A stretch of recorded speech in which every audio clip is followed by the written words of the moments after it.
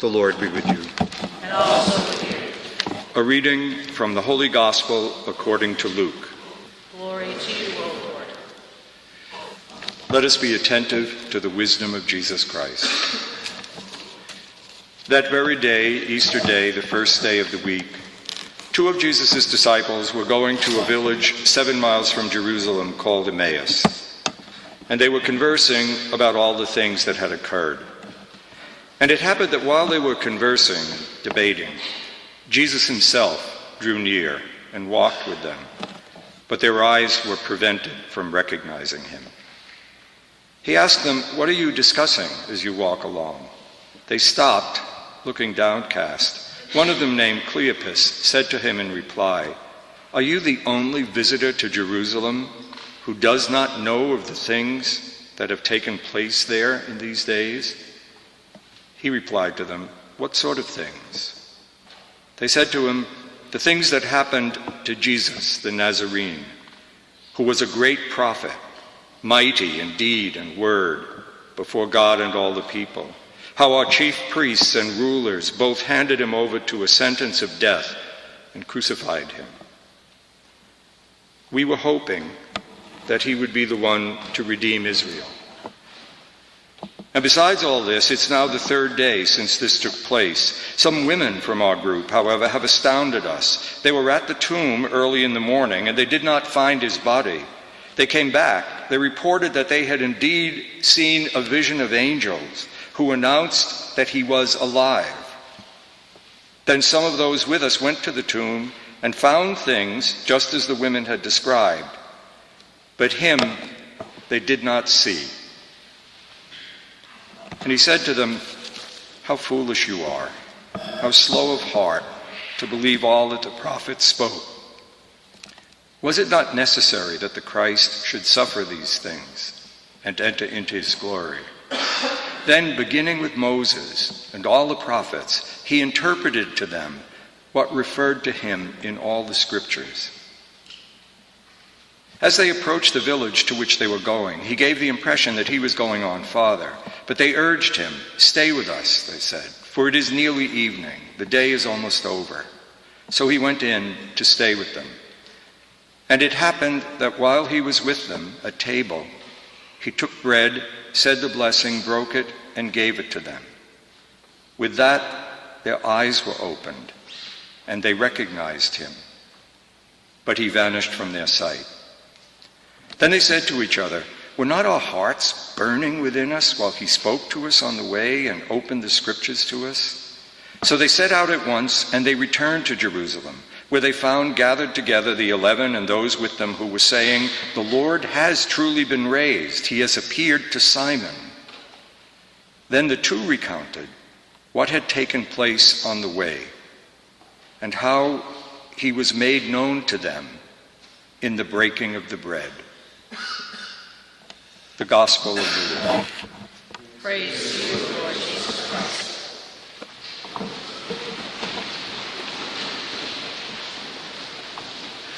Just one very quick preliminary before we go to the body of the homily about the readings, and that has to do with the 16th Psalm.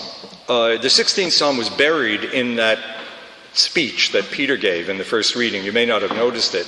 It was also the psalm we sang as a part of it as a responsory. And for those of you who are extremely alert, you probably noticed, show of hands, that it's printed on the yellow card that you were given to, well, just in case you didn't notice it, there it is. It'd be a really good thing. The reason it's important is not just like, oh, here's a psalm, go look at it. This was one of the things that the early Christians used to try to understand this incredible business of the resurrection. It would be a very good thing if tonight and every night this week, and I'm going to try to remember to do this even myself, before you go to bed, to pray the 16th Psalm. It's a way of connecting to this Eucharist. You could actually, as you pray it during the years that you live, it can penetrate your mind and imagination. Because coming, as we've said the last several weeks, coming to grasp what this resurrection is is the most profound and mysterious aspect of being a Christian. The best thing would be to memorize the psalm that's printed there, because memorizing something makes you really possess it and recreate it yourself. Okay, so that's enough of that. A question I'd like you to have in mind, though it's not the center of what I want to talk about in the homily, but it would be a useful question, and it will be a mark that I actually do end up where I hope to end up here. And that is, if somebody said to you, you believe in the resurrection, that Jesus Christ rose from the dead, and the resurrection is a reality, and it's at the heart of all reality. And what difference does that make in your life? How surprised would you be, or would they be, if you gave the answer, it means, one of the big things, it means to practice hospitality. That is not just a trivial, well, this is a nice thing to do and be welcoming and open and aren't we sharing. I'm going to try to point out, and in a way it's at the heart of what I think is being said in the scriptures today, why hospitality has everything to do with the death of Christ. So, we back up. The reading, it's interesting to me that the mood or the situation in which you read things can make such a difference. The sort of the feeling that goes with it can be as revelatory as the words themselves. I don't know if any of you were here Easter night, but we read this same gospel passage on Easter night. And there were just a few of us here that night, the people coming back from vacation. And it was very intimate, and Easter night is intimate like that. And the feeling, I think you can feel it even as you read this. This is a very personal story, not very many people involved, and especially Easter night, after all of the enormous celebrations of Thursday and Good Friday and the vigil on Saturday and thousands of people going to Mass on Easter Sunday morning. Easter night is this very quiet, almost family-like thing. And we read this story, and it had this really, at least to me, anyway, had this really strong feeling of the intimacy of the risen Christ with this tiny community. And it's not just an emotional thing. That intimacy is, I think you'll see as we go on through the years, a very important clue into the heart of how you live the resurrection. The resurrection means, as we've been saying for these last weeks, that everything in reality is profoundly recreated. All of the relationships that make us who we are and what we are. All of the relationships, either with God or with one another, with the earth, with the cosmos, with work, with our bodies, all of these relationships of which they make us. That's who I am. I'm the person who fits in all of these patterns. And all this communion, the deepest reality is not substances or things, it's communion, it's relationship, it's knowing one another, it's responding to one. All of them are changed by the resurrection. The resurrection is, all of them, different. And that intimacy between God is like the intimacy of the incarnation. It's really, if you think it's easy to believe any of these things, that one man, one human being, was at the same time identically, personally, God and man, that's as close to being unbelievable as anything you're going to get. And to be casual about that is just not to penetrate it. Well, this sense of intimacy about the risen Christ in us is important. But tonight, it doesn't have that feeling, I think. It's quite different. Even in Luke's gospel, it's very different. He wrote this gospel a couple of generations, maybe 3 generations after the death of Christ. It wasn't just a small band that the church had already expanded into the empire by now. This is a story for people living the resurrection over the long haul, not just that first, intimate, creative night. No, this is people for generations and thousands of years, and all of us living it through being kids and middle and young and then middle-aged and old. So the the people, this couple, who are kind of icons about what it is to be a believer, they change their feeling in a very interesting way. And that's what I want to talk about just for a little bit. These 2 disciples. Maybe some people have suggested, at least as an imaginative thing, a husband and wife, because they're obviously going home. Maybe not, but it doesn't matter. 2 people, ordinary people. The most striking thing about them in this story is that Well, they're unbelievers, and we're going to get to that in a second. But the most striking thing is they know everything that has happened. They know everything about the life of Christ. If you notice, and Luke the people who put together the Mass did this deliberately. That first sermon by Peter, they repeat it in a few words. They know the whole thing. He was a prophet, he was powerful, he preached wonderfully, he healed people, we thought he was the Messiah, he got crucified and dead, and they say they know the whole thing, and they don't believe a word of it. And they're leaving. They are people who refuse to believe. Excuse me. It's even interesting if you know the structure of Luke's gospel. Especially the last part of Luke's gospel. The whole thing is this sort of intricate pattern of going to Jerusalem. It's all a movement to Jerusalem. People try to stop Jesus to go to Jerusalem. He realizes he's got to, and in Jerusalem, the great climactic moment happens when God and human beings become completely identified. And it's in Jerusalem that the Spirit of the risen Christ is poured into people in the church. And it's out of Jerusalem that the church, well, do you notice these two people, what they're doing? They're leaving Jerusalem. They're leaving.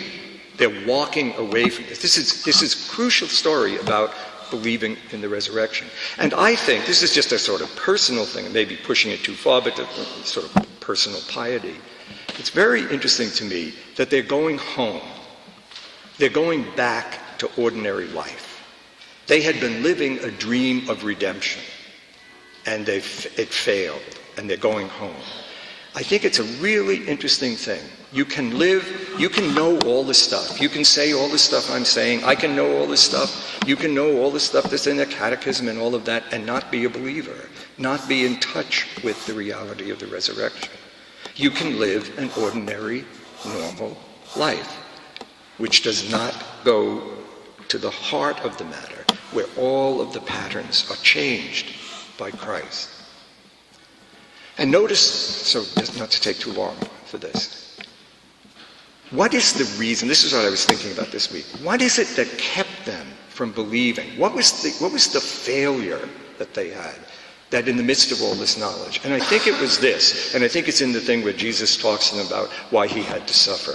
They didn't realize that the crucifixion, the dying Christ, was a revelation of who God is and of what a human being is in response to God. The thing that turned them off, as it might for us, about the death of Christ was not the suffering. I don't think the people in the early ages worried very much about the suffering. Their own life was pretty hard, and they probably suffered. Pain was a pretty common thing. What turned them off was failure. He failed. He died disgraced. He was supposed to be the Messiah, and he died. He died a failure. That's all they saw when they looked at the crucifixion, was rejection and failure and the triumph of evil. They didn't realize, they didn't see in the crucifixion a revelation of this divine love, that the passion of God to be intimate with human beings, to be vulnerable to human beings, to allow into the divine life everything about us, even our failure, even our sin, even all of it. They didn't see that. They didn't know it. They didn't trust it. That's what Christ taught them as they were. When they recognized him in the breaking of the bread, this is to leap ahead just a bit, I think it's important not to think that they realized who this man was, but that they realized who the bread is. And that's what brings me to us and living the resurrection. It means reaching into these patterns of our life where I realize in me, where I allow Christ to teach me, to live the resurrection, that there is to live trusting that there is a bond, a living bond, a communion between me and Christ, that he can teach me, can enlighten me. He's alive. I can love him and be a companion to him, and all of these things. my freedom, I don't put myself in touch with God. I discover and respond to a God who approaches me in Christ and through the Spirit of Christ. And figuring out how to do that is the art of living as a Christian.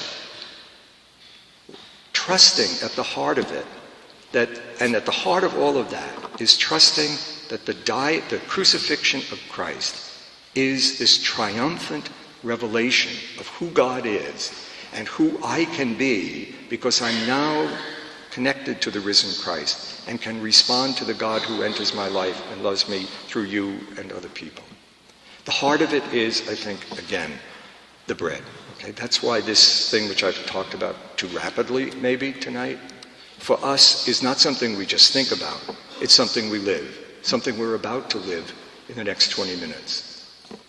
Because again, in the breaking of the bread, we will be capable, we will be offered companionship of the risen Christ, a possibility of offering ourselves to God and discovering God's love in our life.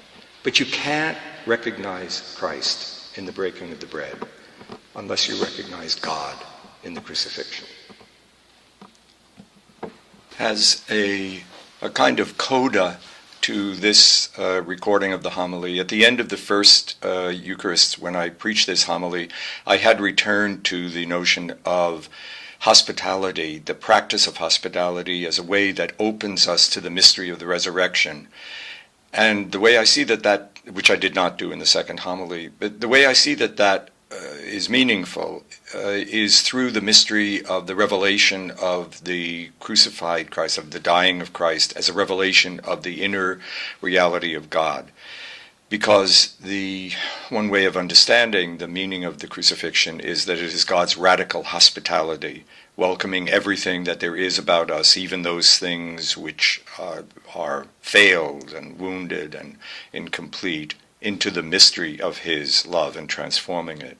So our practice of opening ourselves, our lives to others, especially in their needs or their failures, is a reliving of the mystery of the death and resurrection of Christ. So hospitality becomes more than simply a kindly gesture, a kind of humanly welcoming thing, and it becomes much more a simple and direct way in our lives of living the mystery of the death and resurrection.